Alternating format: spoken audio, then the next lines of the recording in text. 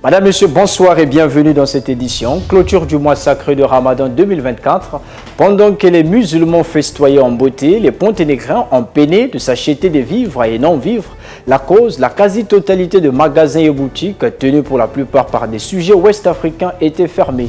Du 10 au 12 avril 2024, les acteurs de l'industrie pétrolière vont analyser à Pointe-Noire les tendances du marché et décliner les perspectives dans le cadre de la réunion de fixation des prix fiscaux des produits pétroliers au titre du premier trimestre 2024. Cérémonie de port des insignes de grade du deuxième trimestre 2024 pour les colonels-majors et le personnel du poste de commandement de la zone militaire de défense numéro 1, couplé à la remise des insignes de décoration. Accusés d'inscription frauduleuse des élèves dans les établissements scolaires et abandon de postes de travail sans justification, 27 agents du ministère de l'enseignement technique et professionnel sont traduits au conseil ministériel de discipline. Ainsi se profile cette édition, mesdames et messieurs. Bonsoir une fois de plus.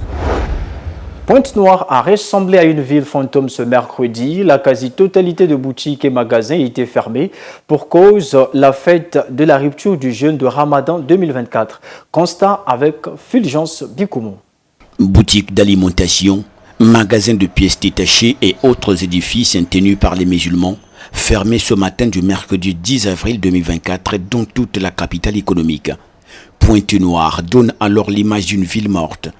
Les propriétaires, parés des grands boubous pour les uns, des tuniques en basin pour les autres et des très belles robes pour les femmes avec des tatouages sur le revers de main, tous s'éruent frénétiquement dans les rues du marché central de Pointe-Noire, en route pour la grande mosquée pour la clôture du mois de jeûne de Ramadan qui a eu lieu sous des grandes chaleurs de mars, allant jusqu'à 41 degrés Celsius pour une ville au climat tropical.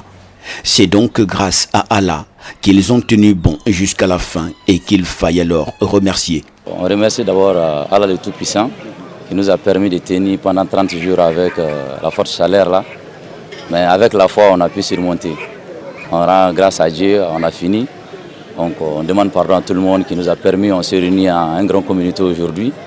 Qui nous a permis de nous réunir encore pour prier, pour marquer la fin du mois de Carême. Par la grâce de Dieu, on est bien passé, ça Dieu nous a aidés, on a bien fait le Carême, on remercie le Dieu, que Dieu nous amène l'année prochaine.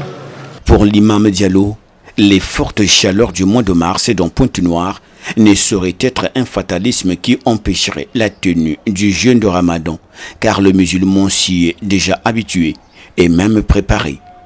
Parce que cette année, on a fait des carèmes, mais ce n'est pas même avec d'autres mois qui est passé. En tout cas, cette année-là, c'est trop chaud, mais on est habitué, donc ça ne nous dérange pas, ça ne nous empêche pas de faire ça. On est habitué vraiment.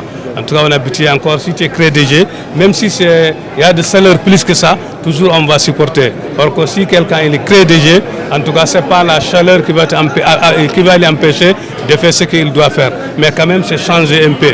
Mais on connaît ce Dieu qui a fait ça. C'est bien aussi parce que Dieu, il ne trompe pas. Tout ce qu'il a fait, c'est bon pour nous. Ville fantôme ou ville morte, à cause de la fermeture du carême pendant le mois de Ramadan, montrait aussi la fragilité des commerçants congolais qui ont abandonné toute l'activité commerciale de la capitale économique aux mains des étrangers.